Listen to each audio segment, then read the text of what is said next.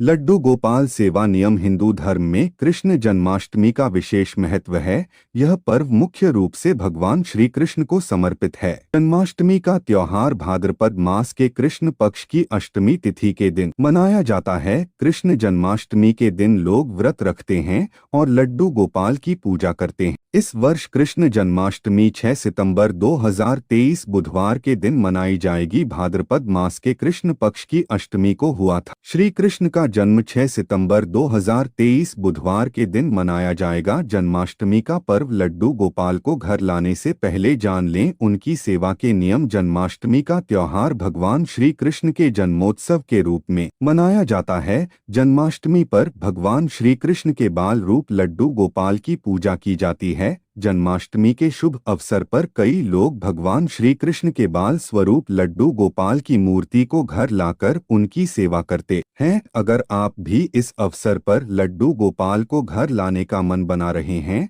तो उनकी सेवा के कुछ नियम जरूर जान ले। इस तरह करें सेवा। लड्डू गोपाल को नियमित रूप से प्रातःकाल मौसम के अनुसार ठंडे या गर्म पानी से स्नान कराना चाहिए। इसके बाद उन्हें साफ सुथर वस्त्र पहनाएं। वस्त्र पहनाते समय भी मौसम का ध्यान रखना जरूरी है। गर्मी में हल्के और सर्दियों में ऊन से बने वस्त्र पहना सकते हैं। लड्डू गोपाल के वस्त्र प्रतिदिन बदलने चाहिए। जरूर करें श्रृंगार। लड्डू गोपाल का प्रतिदिन श्रृंगार करना चाहिए। उनके कान की बाली, कलाई में कड़ा, हाथों में बांसुरी और मोरपंख जरूर होना चाहिए। साथ ही उनके माथे पर चंदन का तिलक जरूर लगाए जाने। पूजा करने की विधि नियमित रूप से बाल गोपाल की पूजा अर्चना करनी चाहिए। सुबह शाम लड्डू गोपाल को भोग लगाएं। ध्यान रहे कि उनका भोजन सात्विक होना चाहिए। साथ ही भोग में तुलसी का पत्ता जरूर डालें। रात होते ही उन्हें उनके बिस्तर पर सुला देना चाहिए और मंदिर का पर्दा गिरा देना चाहिए। आप चाहें तो उन्हें लोरी भी सुना सकते हैं। कभी न छोड़े अकेला। लड्डू गोपाल श्री कृष्ण का बाल स्वरूप हैं, ऐसे में उनको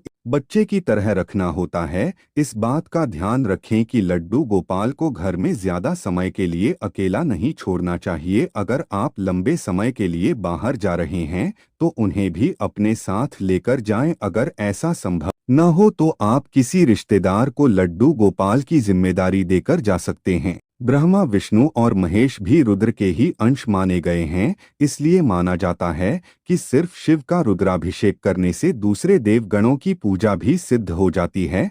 पंडित योगेश नारायण मिश्र बताते हैं कि कई फलों के रस, दूध, घी और सरसों तेल से शिव का अभिषेक करने से अभीष्ट फल मिलता है। गन्ने रस से करें अभिषेक, होगी लक्ष्मी प्राप्ति। दूध से शिव जी का अभिषेक करने पर मनोकामना पूरी हो जाती है। इसी तरह गन्ने के रस लक्ष्मी प्राप्ति, मधु से कर्ज से मुक्ति और धन प्राप्त होती है। घी से शिव जी का अभिषेक करने पर आरोग्यता की प्राप्ति होती है। कुश से यानी कुशोदक जल से रोग नाश हो जाते हैं। ग्रह शांति के लिए ऐसे करें। अब नवग्रह शांति के लिए भी अलग अलग अभिषेक शास्त्रों में बताए गए हैं। यदि किसी की जन्म कुंडली में ग्रह दोष है, जैसे मंगल दोष हैं, तो इसे दूसर करने के लिए अनार के रस से भगवान शिव का अभिषेक करें। चंद्रमा संबंधित दोष के लिए दूध से, पुत्र प्राप्ति के लिए दूध में शक्कर मिलाकर मीठे दूध से अभिषेक करने से पुत्र प्राप्ति होती है। सरसों तेल से शनि होंगे शांत। शास्त्रों के अनुसार अगर जातक का बुध ग्रह नुकसान